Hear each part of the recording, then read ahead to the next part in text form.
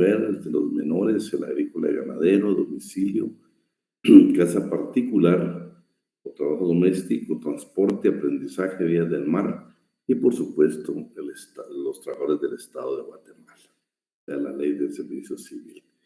El día de hoy, pues, bueno, queríamos dejar este pensamiento.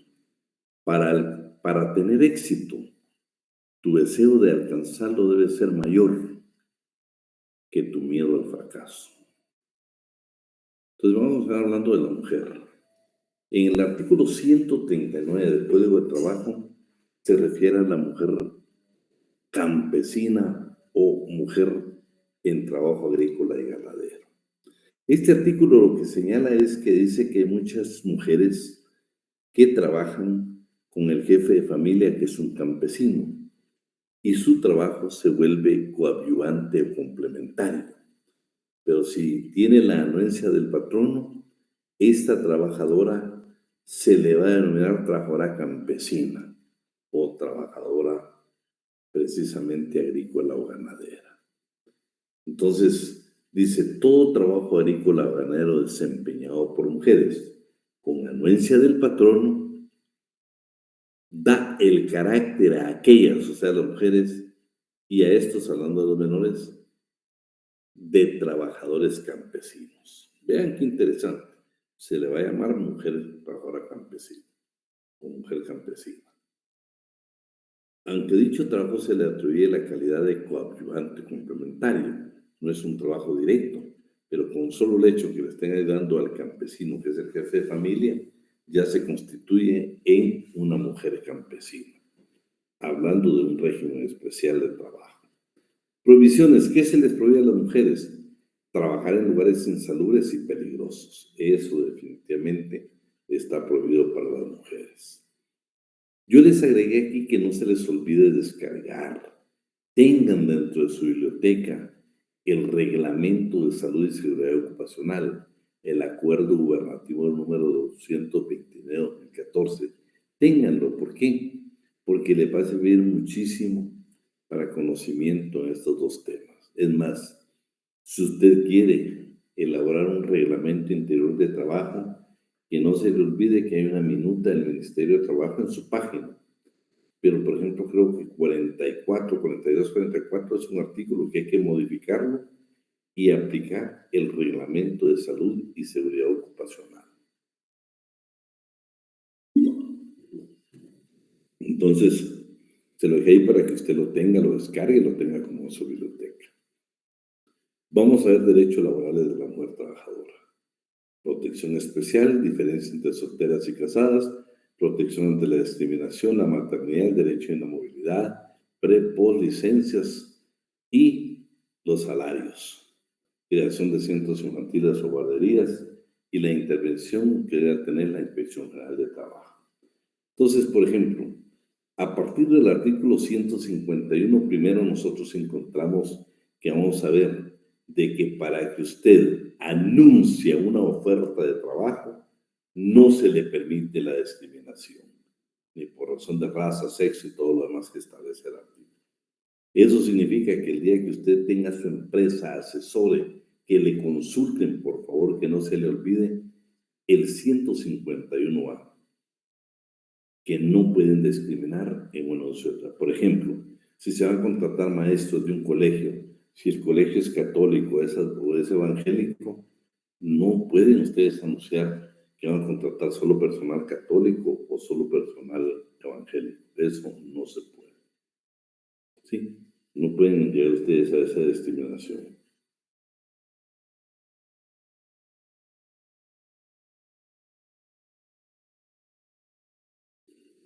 Bueno, sí, Karina, lo hacen, claro que lo hacen.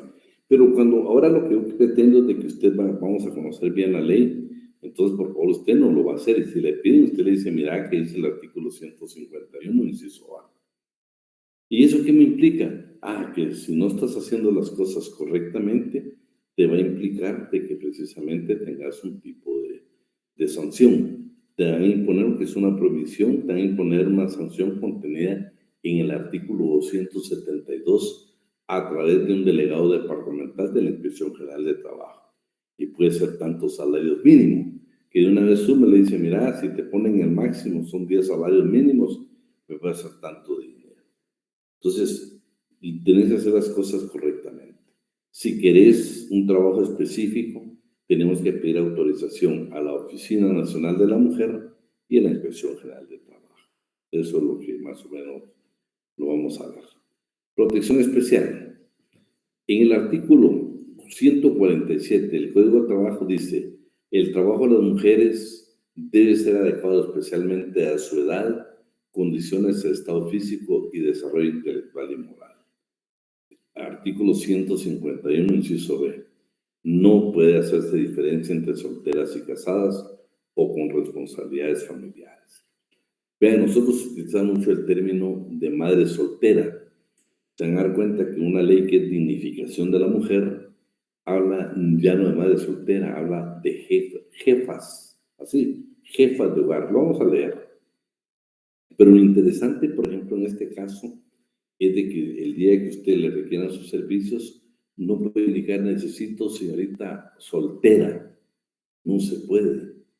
Estamos infringiendo una prohibición y podemos ser sancionados de conformidad con el 272. Bueno, necesitamos una madre o una mujer sin hijos. Tampoco podemos señalar semejante cosa. No se permite la discriminación entre solteras o casadas, o bien que tengan responsabilidades familiares, de ninguna manera.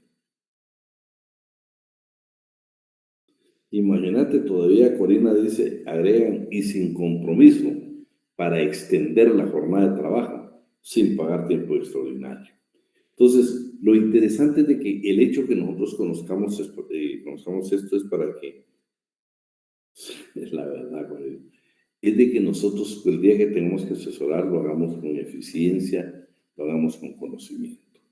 Entonces, vamos a la parte de la protección de la discriminación. Vean, el convenio 111 de la Organización Internacional del Trabajo sobre la Discriminación en el Empleo y la Ocupación, el cual está ratificado por Guatemala, o sea, es ley vigente en Guatemala, es derecho vigente y positivo. Lo interesante es que en su artículo número 1 nos da una definición de lo que consideran ellos que es la discriminación. ¿Qué es la discriminación? Inciso A, cualquier distinción, exclusión o preferencia basada en motivos de raza, color, sexo,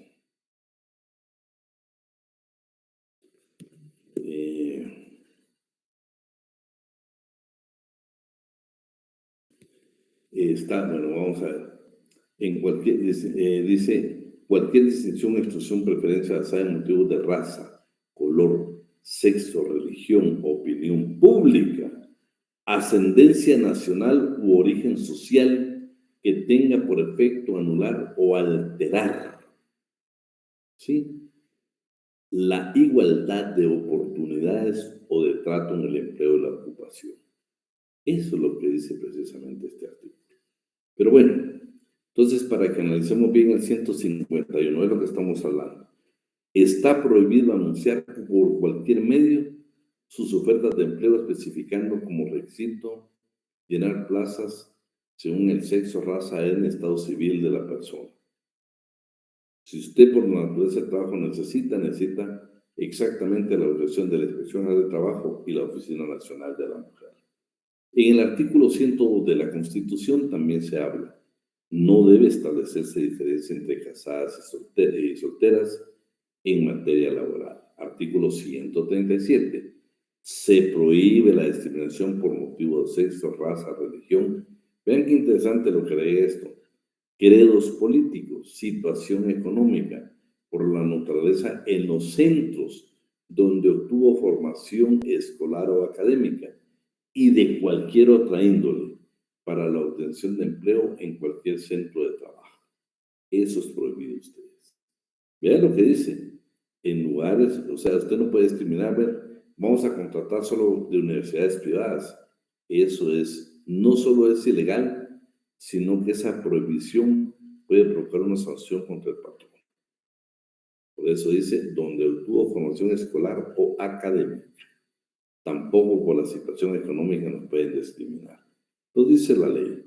El artículo 89, último párrafo que lo hemos analizado, que en caso de discriminación salarial por razón de sexo, la única defensa que tiene el patrono es demostrar que el trabajo de la mujer es de inferior calidad y valor. Siempre regresando al 151 del Código de Trabajo. ¿Qué está prohibido para los patronos? Despedir a las trabajadoras que estuvieran en estado de embarazo o en periodo de lactancia, quienes gozan de movilidad.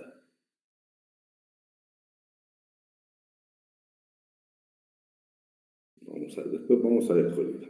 Bueno, vean pues, el 151 también nos habla.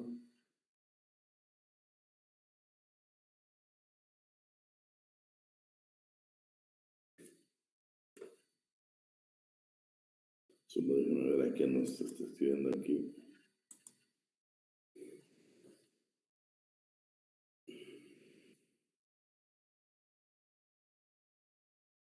Sí. Vamos a ver qué dice.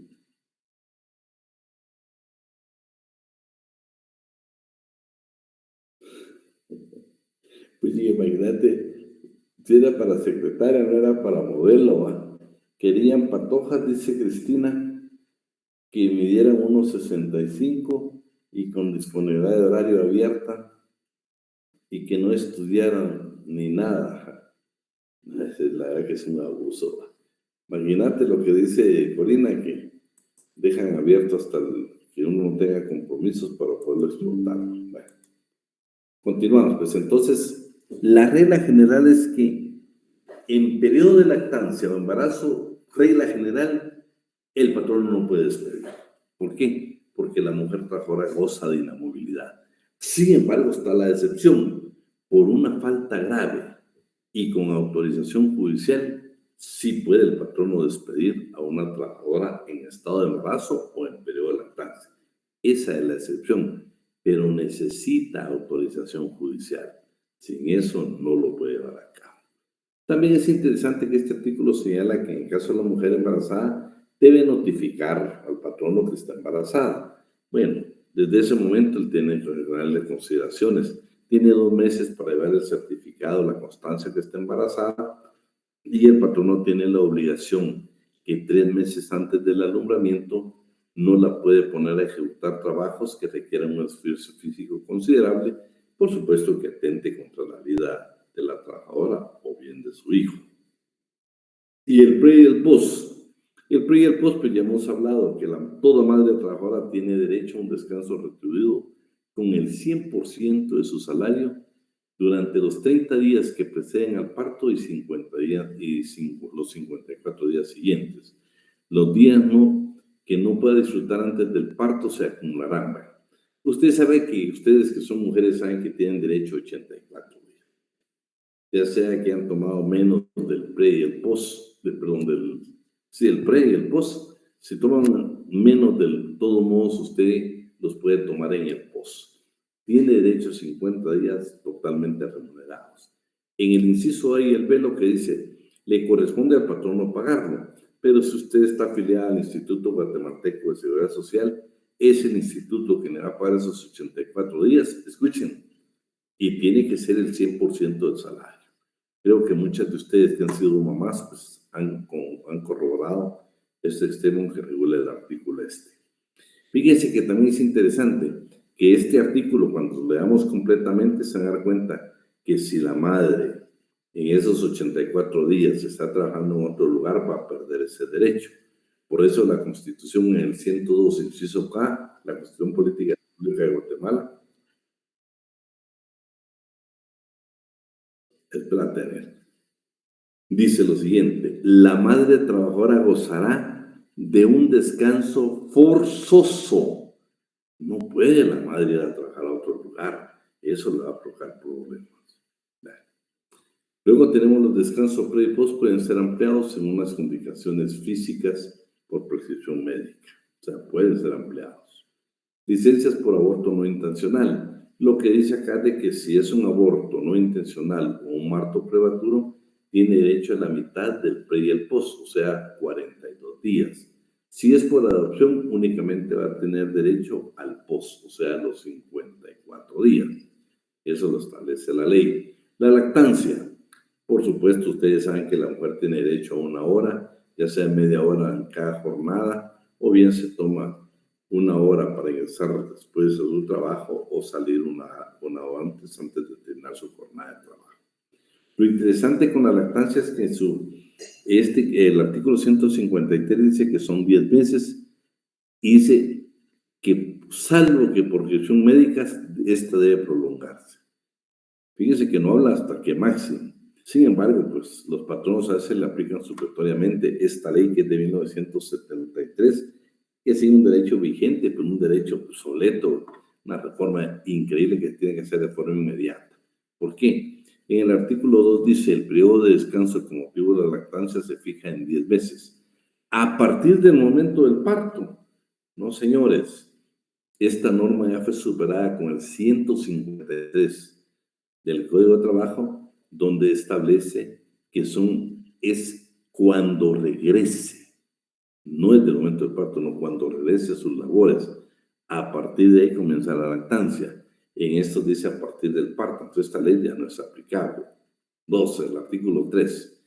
El periodo de lactancia podrá ampliarse por prescripción médica, pero en ningún caso podrá exceder de 12 meses después del parto. Pero vean, el artículo 153 dice que no, que puede ser hasta 12 meses, salvo por prescripción médica, este debe prolongarse. No establece que sean 12 meses. Y ya cuando el patrón quiere aplicarlo, le hace la unión de estas dos leyes, pero usted aplique el indubio pro operario, porque aquí lo que dice es, salvo porque por revisión médica, este debe prolongarse, no establece plazo. Y por último, pues ustedes han escuchado la famosa iniciativa de espacios amigos de la lactancia materna a través de UNICEF, que es una entidad de Naciones Unidas, y el Ministerio de Trabajo y Previsión Social.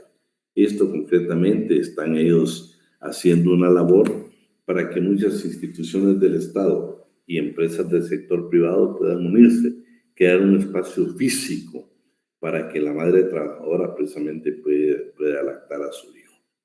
Pero un espacio físico con condiciones totalmente higiénicas, condiciones adecuadas. Y esto inclusive pues, es un galardón, un premio, un reconocimiento.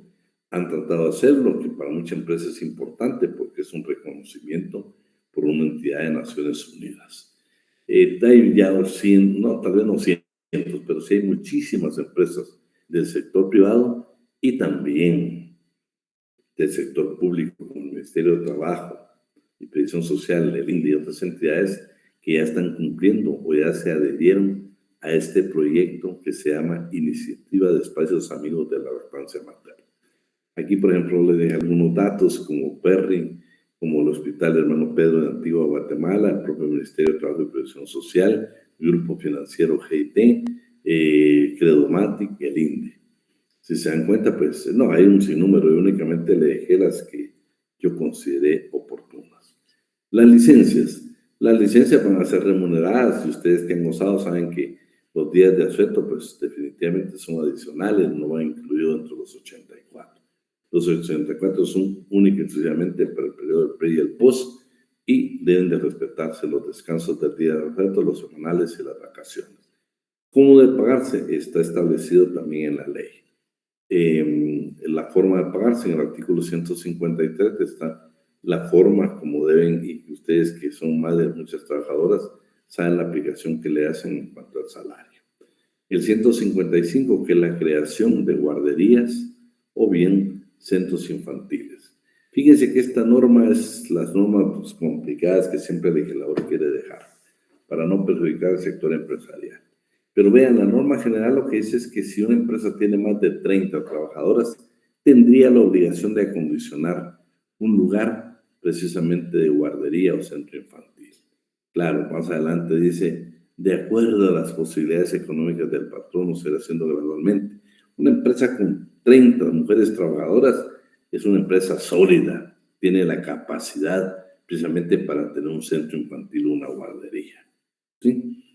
La intervención de la Dirección General del Trabajo en todos los conflictos La Inspección General de Trabajo debe ser tomada en cuenta por los jueces, ya sea en un conflicto individual o colectivo de carácter jurídico en que intervengan mujeres. Por eso dice, cuando se trate de acciones para proteger la maternidad de las mujeres. Aparte de que la mujer va a estar en el proceso, también la ley exige, de conformidad con el 280, que se pueda tener esa cobertura por parte de la Inspección General de Trabajo, como una protección, como una, ¿qué le dijera yo?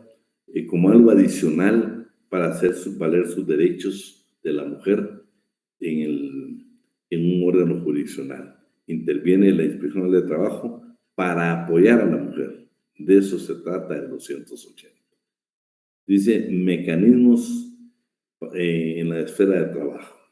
Esta ley de dignificación y promoción integral de la mujer dice que el Estado tiene obligaciones y debe de garantizar, por ejemplo, la elección libre de empleo, el ascenso, la estabilidad laboral, la seguridad social, debe de ver la inserción en el ámbito laboral de las mujeres con discapacidad, debe de generar fuentes de empleo para mujeres trabajadoras en general, debe de ver la inmovilidad de la mujer en el cumplimiento de la prohibición del despido por motivos de embarazo o licencia por maternidad, la no discriminación de la mujer, es lo que le indicaba. Miren, esta ley dice no discriminación sobre la base del estado civil o por ser mujer jefa de hogar. Lo dice la ley, esta ley que se llama Ley de Dignificación y Promoción Integral de la Mujer.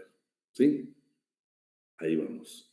Pero para que nos quede un asunto grabado, ¿quién me apoya con la lectura del artículo 151?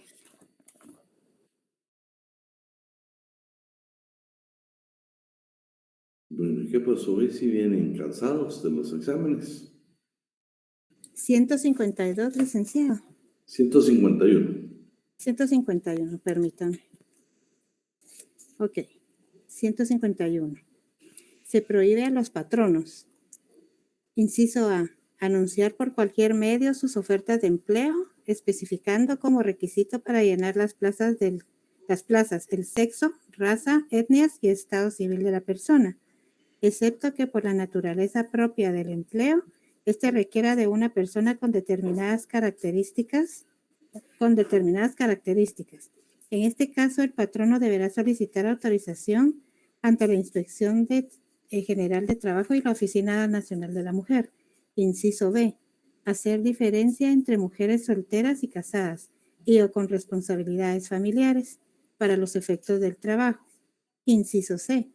Despedir a las trabajadoras que estuviesen en estado de embarazo o periodo de lactancia, quienes gozan de inmovilidad, salvo que por causa justificada originada en falta grave a los deberes derivados del contrato, de conformidad con lo dispuesto en el artículo 177 de este código. En este caso, Pero espérate. Miren, sí, muchos códigos dice 177, pero bueno, no es solo 77. Es 77, ¿verdad? Solo Muy 77. bien. Sí, aquí ya le pusimos algo. Artículo 77 de este código. En este caso, el patrono debe gestionar el despido ante los tribunales de trabajo, para lo cual deberá comprobar la falta y no podrá ser efectivo el mismo hasta no tener la autorización expresa y por escrito del tribunal. En caso el patrono no cumpliera con la disposición anterior, la trabajadora podrá concurrir a los tribunales a ejercitar su derecho de reinstalación en el trabajo que venía desempeñando y tendrá derecho a que se le paguen los salarios dejados de devengar durante el tiempo que estuvo sin laborar. Inciso D. Para gozar de la protección relacionada con el inciso que antecede, la trabajadora deberá darle aviso de su estado al empleador, quedando desde ese momento provisionalmente protegida, y dentro de los 2 meses siguientes deberá aportar certificación médica de su estado de embarazo para su protección definitiva. Inciso E. Exigir a las mujeres embarazadas que ejecuten trabajos que requieren esfuerzo físico considerable durante los 3 meses anteriores del alumbramiento. Solo eso. Bueno, terminaste ahí, ¿verdad? ¿Cómo? Terminamos. Sí, terminamos, licenciado. Entonces, solo quiero que analicemos algunas cosas que ya las vimos, ¿va? Pero bueno, estamos lo de la no discriminación en el A, estamos la no discriminación entre mujeres solteras y casadas o con responsabilidades, estamos que el patrón no puede despedir como regla general, salvo por falta grave que es cierto el terrorismo judicial. Y una, yo creo que no sé si en adelante ustedes venía que nosotros agregamos. Por ejemplo, si una mujer trabajadora en estado de embarazo fue despedida y te quieren los servicios de Yemi, Analí Cruz Escobar como abogada y notaria, entonces la pregunta era, ¿qué iba a reclamar? ¿Qué Jamie la va a asesorar?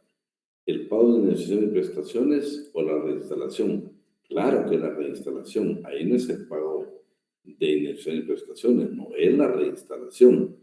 Y aparte pagar los salarios caídos, los que dejaron de percibir, precisamente porque de momento del despido hasta que tienen que reinstalarla, todos esos salarios tiene el patrono de cancelarlos. Y luego, por supuesto, el aviso que tenemos que dar. Primero, notificar al patrono que está embarazada. 2, que debe llevar una constancia 2 meses después. Tiene 2 meses para llevar esa constancia. Y tercero, que el patrono debe tener todas las consideraciones para la mujer trabajadora, precisamente por su estado de embarazo en cuanto al trabajo que ejecuta, hasta 3 meses antes de su nombramiento. Vean, yo les he comentado a ustedes de que yo conocí una resolución de la Corte de Constitucionalidad donde el patrón no alegaba que la había despedido porque no sabía que estaba embarazada. Bueno, al final la Corte dice, señores, primero es mucho notorio. 2, el patrón decía, es que nunca me notificó que estaba embarazada. No le dijo a la Corte, ella le va a avisar a usted que está embarazada, nada más porque usted le tenga las consideraciones que dice el párrafo ese que tiene que ser, le va a tomar las consideraciones en la ejecución de su trabajo hasta 3 meses antes de su nombramiento. No es para efectos de que usted la despida o no la despida, porque primero tendría que basarse en una causa justa. Y ese caso, pues definitivamente favorable para la mujer. Vamos con el artículo 152, Corina. Muy bien, licenciado. Artículo 152. La madre trabajadora gozará de un descanso retribuido con el 100% de su salario durante los 30 días que preceden al parto y los 54 días siguientes. Los días que no pueda disfrutar antes del parto se le acumularán para ser disfrutados en la etapa posparto, de tal manera que la madre trabajadora goce de 84 días efectivos de descanso durante este periodo. Inciso A. La interesada solo puede abandonar el trabajo presentando un certificado médico en que conste que el parto se va a producir probablemente dentro de 5 semanas contadas a partir de la fecha de su expedición o contadas hacia atrás de la fecha aproximada que para el alumbramiento se señale. Todo médico que desempeñe cargo remunerado por el Estado o por sus instituciones queda obligado a expedir gratuitamente este certificado, a cuya presentación el patrono debe dar acuse de recibo para los efectos de los incisos B y C del presente artículo. Inciso B. La mujer a quien se haya concedido el descanso tiene derecho a que su patrono le pague su salario, salvo que esté acogida a los beneficios del Instituto Guatemalteco de Seguridad Social, en cuyo caso se debe observar lo dispuesto por los reglamentos que este último ponga en vigor, y a volver a su puesto una vez concluido el descanso posterior al parto, o si el respectivo periodo se prolonga conforme el concepto final del inciso siguiente, al mismo puesto o a uno equivalente en remuneración que guarde relación con sus aptitudes, capacidad y competencia. Inciso C. Si se trata de aborto no intencional o de parto prematuro, no viable, los descansos remunerados que indica el inciso A de este artículo se deben reducir a la mitad. En el caso de que la interesada permanezca ausente de su trabajo un tiempo mayor del concedido a consecuencia de enfermedad, que según certificado médico deba su origen el embarazo o el parto y que la incapacite para trabajar, ella conserva derecho a la prestación que determina el inciso B anterior durante todo el lapso que exija su establecimiento, siempre que éste no exceda de 3 meses contados a partir del momento en que dejó sus labores. Inciso D. Los días de asueto y de descanso semanal y las vacaciones que coincidan dentro de los descansos que ordenan este artículo deben pagarse en la forma que indica el capítulo 4 del título 3, pero el patrono queda relevado durante el tiempo que satisfaga dichas prestaciones, de pagar lo que determina el inciso B, que precede. Inciso E. El pago del salario durante los días de descanso anteriores y posteriores al parto se subordina al reposo de la trabajadora y debe suspendérsele si el Instituto Guatemalteco de Seguridad Social o la Inspección General de Trabajo, a solicitud del patrono, comprueba que dicha trabajadora se dedica a otras labores remuneradas. Inciso F. La trabajadora que adopte a un menor de edad tendrá derecho a la licencia posparto para que ambos gocen de un periodo de adaptación. En tal caso, la licencia se iniciará a partir del día inmediato siguiente a aquel en que se le haga entrega de él o la menor. Para gozar de este derecho, la trabajadora deberá presentar los documentos correspondientes en que se haga constar el trámite de adopción. Vale, ahí estamos. ¿Quién bueno se puede ir para que descanse, coordine con el... Todo esto ya lo expliqué, por eso no lo estamos explicando nuevamente, pero me interesa que nos quede grabado para la clase. Alguien que me ayude con el 153, por favor.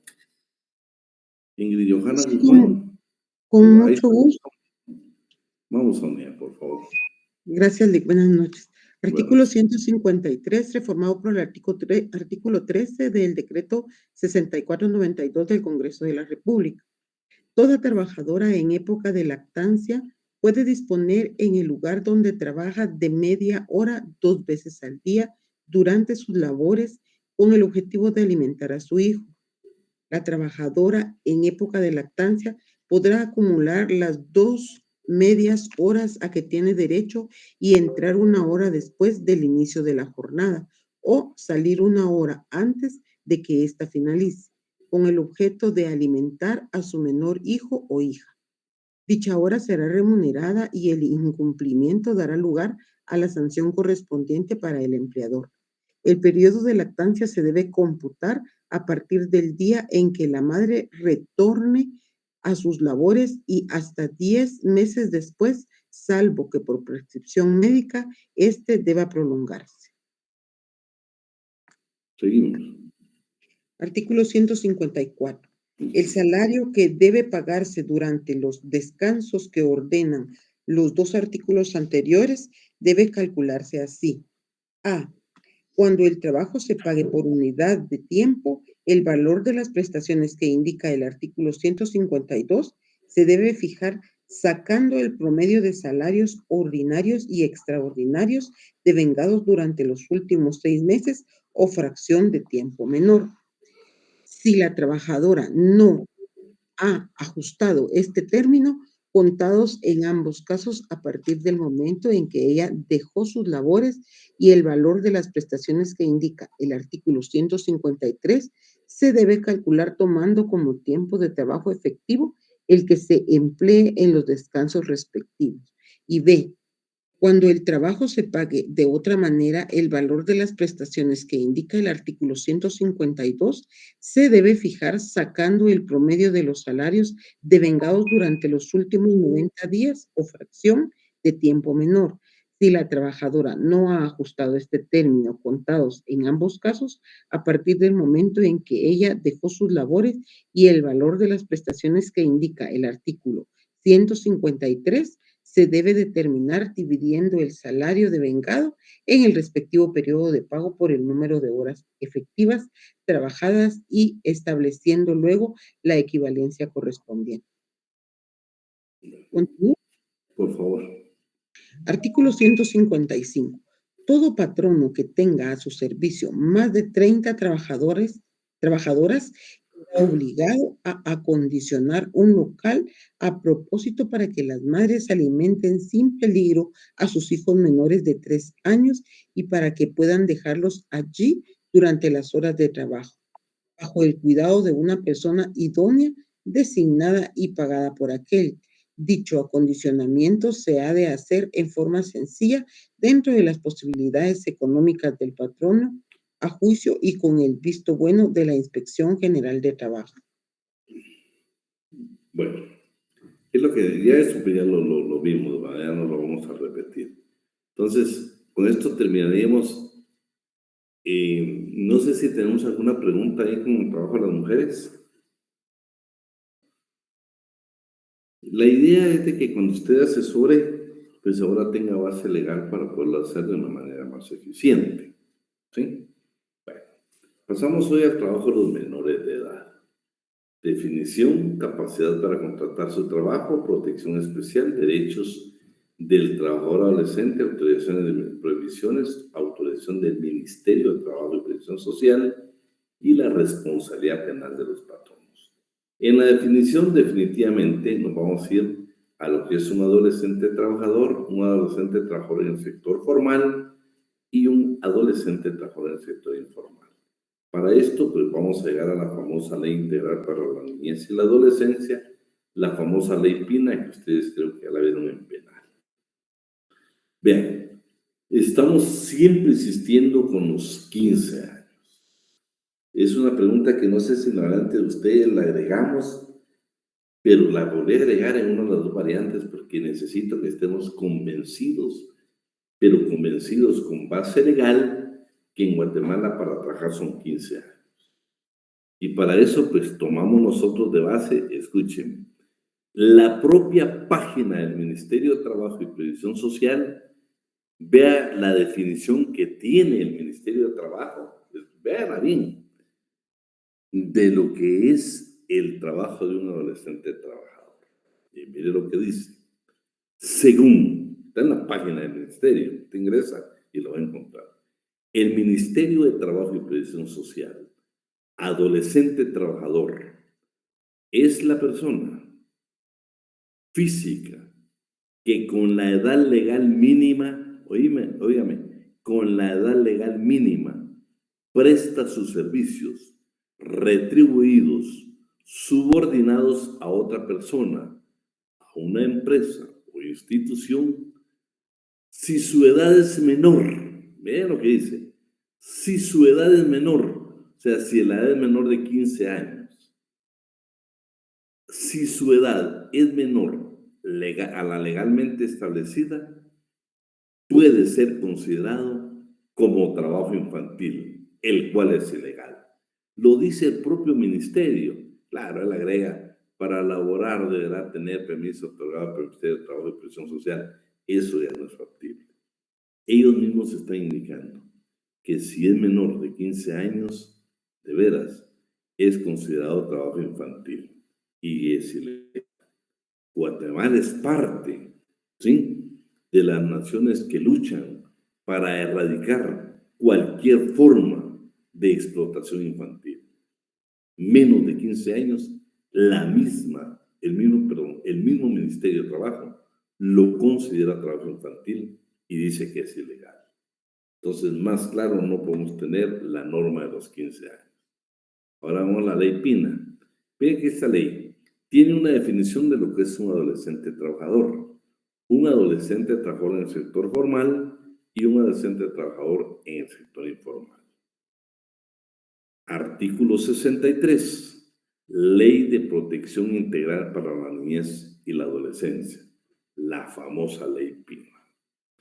Para los efectos de esta ley, se entiende por adolescentes trabajadores a los que participan directamente en una actividad generadora de ingresos, a nivel formal, informal o familiar. Pero vean, participan directamente en una actividad generadora de ingresos a nivel formal, informal o familiar, pero tienen que generar precisamente ese tipo de ingresos, ¿sí?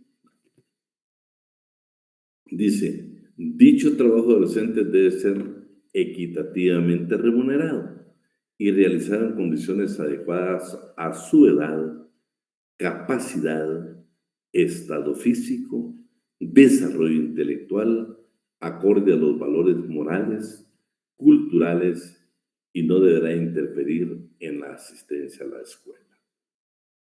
Ahora vamos, ese es en general. Ahora vamos en el sector formal y el sector informal. Aquí inclusive le habla del Código de Comercio y de la parte tributaria, para que nos quede bien claro el asunto. Para los efectos de esta ley, se entiende por adolescente trabajador del sector formal a los mayores de 15 años, ya no de 14, sino escúcheme, a los mayores de 15 años que tengan como patrono a un empleador individual o jurídico o que labore para una empresa de acuerdo con las normas del Código de Comercio. O sea, la constitución de esa empresa de acuerdo al Código de Comercio. En ambos casos, en virtud de una relación directa de subordinación y dependencia dentro de un horario determinado y sujeto a un contrato individual de trabajo. Esa es la definición que da esta ley del trabajador adolescente en el sector formal. En el sector informal, dice, para los efectos de esta ley, se entiende por adolescente trabajador del sector informal al mayor de 15 años que realiza actividades laborales por cuenta propia o para un patrono que desarrolla actividades comerciales sin sujetarse plenamente a una legislación tributaria y comercial del país, especialmente en lo que se refiere al registro, sede, contabilidad, entre otros elementos que caracterizan la formalidad de un comerciante. 3 definiciones que nos da la ley Pina y una que nos da el propio ministerio. Clarísimos que estamos, que menores de 15 años es un trabajo infantil debidamente penado por nuestra legislación y condenado por tratados y convenios internacionales ratificados por Guatemala. Capacidad para contratar. Estas fueron preguntas de examen que me pareció extraño que algunos todavía continuemos aplicándolas. Me imagino que son aquellos que por diferentes circunstancias no pueden asistir a la clase. Más, pues yo quiero estar con la idea de que no pueden. Entonces, es Manuel Osorio. ¿Qué es la capacidad para Manuel Osorio? Es la aptitud que se tiene en relaciones jurídicas determinadas para ser sujeto activo o sujeto pasivo de la clasificación. La capacidad se divide en absoluta y relativa. La absoluta permite actuar en toda clase de actos jurídicos y políticos. La relativa, cuando consiente realizar algunos actos, pero otros no. Artículo 31 del Código de Trabajo. Lo hemos discutido, lo hemos analizado y este está claro y preciso. Tienen también capacidad para contratar su trabajo, para firmar su contrato de trabajo, para optar a una plaza, para poder llenar los perfiles en una plaza, para percibir y disponer de la retribución convenida y en general para ejercer los derechos y acciones que se deriven del presente código, de sus reglamentos y las leyes de previsión social, los menores de edad de uno u otro sexo que tengan 15 años o más. ¿Sí? Las capacidades específicas que salió el párrafo anterior no lo son solo para los efectos del trabajo y en consecuencia no afectan a los demás estados de la minoría, en su caso, la incapacidad de solvencia la quiebra. Pero si nos damos cuenta, regresamos al 31. Escúcheme, un trabajador de 15 años puede firmar su contrato de trabajo, puede pertenecer a un sindicato. Claro, no puede pertenecer al comité ejecutivo en el consejo consultivo, pero por favor, tiene derecho a percibir su salario. No necesita de representantes, no necesita de sus padres para que lo represente, no necesita que la Inspección General de Trabajo lo represente. Ellos tienen la capacidad para poderlo hacer. Y bien, nos fuimos a una norma para poderla ampliar. Artículo 259 del Código Civil. Capacidad relativa de los menores. Los mayores de 15 años tienen capacidad para contratar su trabajo y percibir la retribución convenida con la que ayudarán a sus padres para su propio sostenimiento.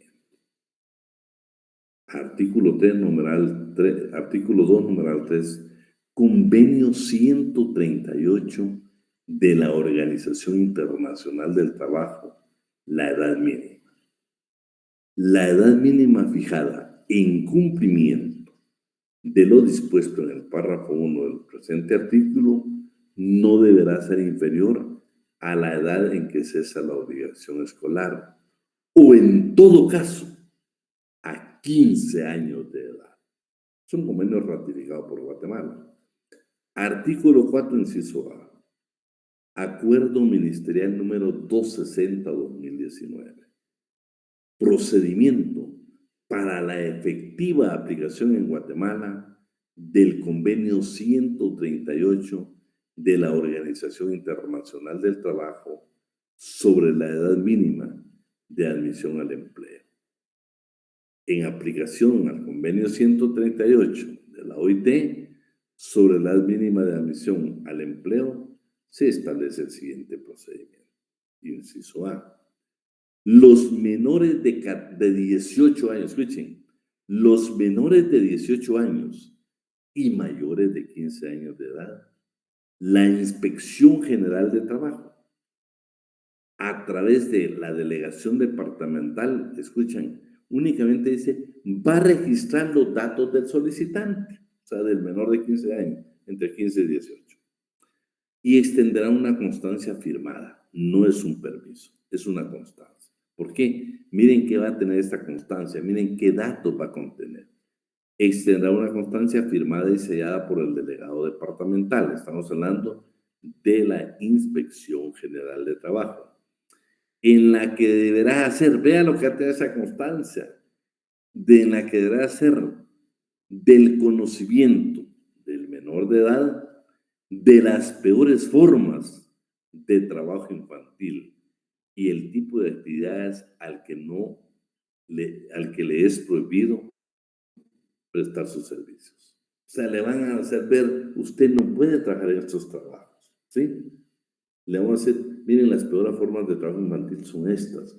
O sea, lo va a orientar, nunca le va a dar una autorización. Posteriormente, la Inspección General de Trabajo dará acompañamiento a los efectos de que acudan a la Unidad de Protección de Adolescencia Trabajadora para ser orientadas sobre sus derechos y obligaciones laborales generales. Protección especial. La Constitución Política de la República. Derechos mínimos. Y entre los derechos mínimos está lo siguiente. Los menores de 14 años no podrán ser ocupados en ninguna clase de trabajo. Los menores, estamos hablando que tengan menos de 15 años de edad, no podrán ser ocupados en ninguna clase de trabajo, salvo las excepciones establecidas en la ley. Es prohibido ocupar a menores en trabajos incompatibles con su capacidad física o que pongan en peligro su formación moral. Los trabajadores mayores de 60 años serán objeto de un trato adecuado por su edad. Artículo 147. El trabajo de los menores de edad debe ser adecuado especialmente a su edad, condiciones y estado físico, desarrollo intelectual y moral. Artículo 35. El Ministerio de Trabajo y Previsión Social no debe autorizar contratos de guatemaltecos menores de edad en el extranjero. Eso es lo que señala el artículo 35. El 265, que recientemente lo leímos porque vimos la prescripción, ya no es necesario porque un trabajador de 15 años a 18 no necesita representante legal. Es capaz de adquirir todos sus derechos y obligaciones. Artículo 66 de la Ley Penal. Es prohibido cualquier trabajo de adolescentes menores de 15 años, salvo excepciones establecidas en el Código de Trabajo. El famoso artículo 150, que hay que expulsarlo precisamente del ordenamiento jurídico. Derechos del trabajador adolescente. ¿A qué tiene derecho un trabajador adolescente? Artículo 149. La jornada ordinaria diurna que indica el artículo 116 debe disminuirse para los menores de edad así: en 1 hora diaria y 6 horas a la semana para los mayores de 15 años. En 2 horas diarias y 12 horas a la semana para los jóvenes que tengan esa edad, o sea, 15 años. Ya menos no es aplicable, porque ahí le mencioné el artículo 150. No es aplicable ya el 150 en Guatemala. Entonces nos quedamos en 2 horas diarias y 12 horas a la semana para los jóvenes que tengan 15 años. ¿Tienen derecho? Claro que tienen derecho a vacaciones. Tienen el derecho a vacaciones. ¿Tienen derecho a aguinaldo? Claro, por supuesto. También a la bonificación anual para trabajadores del sector privado y público, decreto 42-96, el famoso bono 14. Tienen derecho. Obligación estatal, nuevamente la ley PINA, la ley para protección integral para la niñez y la adolescencia, encontramos una obligación estatal. ¿Y cuál es? Son obligaciones del Estado a través de sus órganos competentes cuando exista amenaza o violación a los derechos de la niñez y la adolescencia, y establece varios incisos. Pero lo interesante es que el Estado tiene la obligación de establecer con participación comunitaria programas de capacitación para trabajo calificado de adolescentes que viven en extrema pobreza a efecto de brindarles una opción de superación económica. Esa sí es una obligación del Estado. Evitemos ya tanto trabajo de aprendizaje, señores, y cumplamos con la obligación que tiene el Estado con la gente de las comunidades de crear programas de capacitación. La Inspección General de Trabajo. Bueno, la obligación que se tiene de emitir un reglamento de esta ley y la obligación que tiene la inspección de verificar. Pero ¿qué quieren que contenga este reglamento de la ley PINA, de la famosa ley de protección integral para la niñez y la adolescencia? Ese reglamento debe contener lo siguiente: debe de tener un apartado, un capítulo relacionado a las jornadas de trabajo de adolescentes de 14, o sea, de 15 años o más. Debe de hablar del trabajo nocturno y extraordinario, que usted sabe que para los menores está prohibido. Lugares insalubres y peligrosos tampoco pueden trabajar los menores, pero hay que decirlo en un reglamento. Descansos y vacaciones, trabajo de aprendizaje, importantísimo reglamento, porque tenemos una escasez en legislación en trabajo de aprendizaje increíble. Vamos a ver, 5 o 6 artículos. Sí, mucho tendrá la parte del aprendizaje. Registro y acreditación de adolescentes del sector informal. Vean qué importante es este reglamento, que hasta el día de hoy creo que no existe. Salarios equitativos, régimen de seguridad social y capacitación técnica. Eso debe contener el reglamento. En el 280, pues igual que la mujer, dice que la Inspección General de Trabajo debe ser tenida en todo conflicto individual o colectivo de carácter jurídico en que figuren menores de edad. Esa es una obligación que le impone el Estado precisamente a los juzgados de tomar en cuenta o que sea parte de esos procesos la Inspección General de Trabajo, como lo hace también con la maternidad de las mujeres. Bueno, ¿qué tiene prohibido un menor de edad? ¿O qué es lo que no puede ejecutar un menor de edad? El trabajo en lugares insalubres y peligrosos. No se permite que trabaje en ese tipo de trabajos. El trabajo nocturno y la jornada extraordinaria está prohibida para los menores. El trabajo diurno de los menores de edad en cantinas u otros establecimientos análogos en que se vendan bebidas alcohólicas destinadas al consumo inmediato. Y vean el E.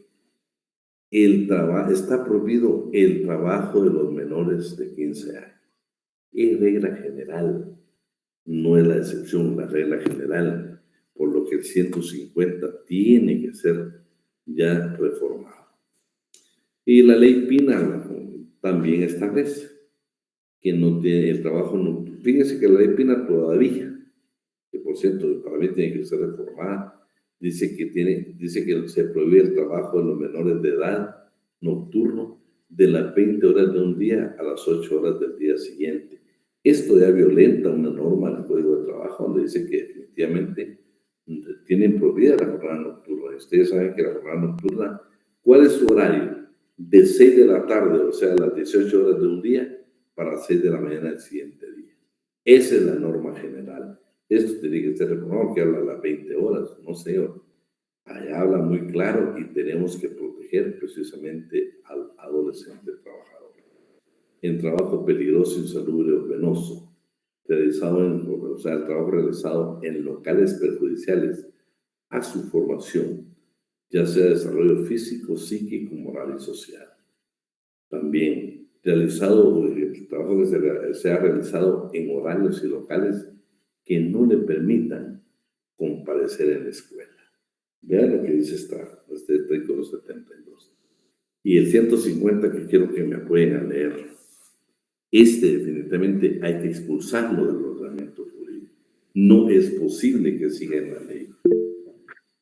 Por favor, Jenny. Artículo 150. Código de Trabajo. La Inspección General de Trabajo puede extender, en casos de excepción calificada, autorizaciones escritas para permitir el trabajo ordinario diurno de los menores de 15 años o, en su caso, para reducir total o parcialmente las rebajas de la jornada ordinaria diurna que impone el artículo anterior. Con este objeto, los interesados en que se extiendan las respectivas autorizaciones deben probar: a. que el menor de edad va a trabajar en vía de aprendizaje o que tiene necesidad de cooperar en la economía familiar por extrema pobreza de sus padres o de los que tienen a su cargo el cuidado de él. B. que se trate de trabajos livianos por su duración e intensidad compatibles con la salud física, mental y moral del menor. Y C. que en alguna forma se cumpla con el requisito de la obligatoriedad de su educación. En cada una de las expresadas autorizaciones se deben consignar con claridad las condiciones de protección mínima en que se deben trabajar los menores de edad. Bueno, vamos a, vamos a ver. Yo creo que tienen que ser un laboratorio penal, lo están diciendo.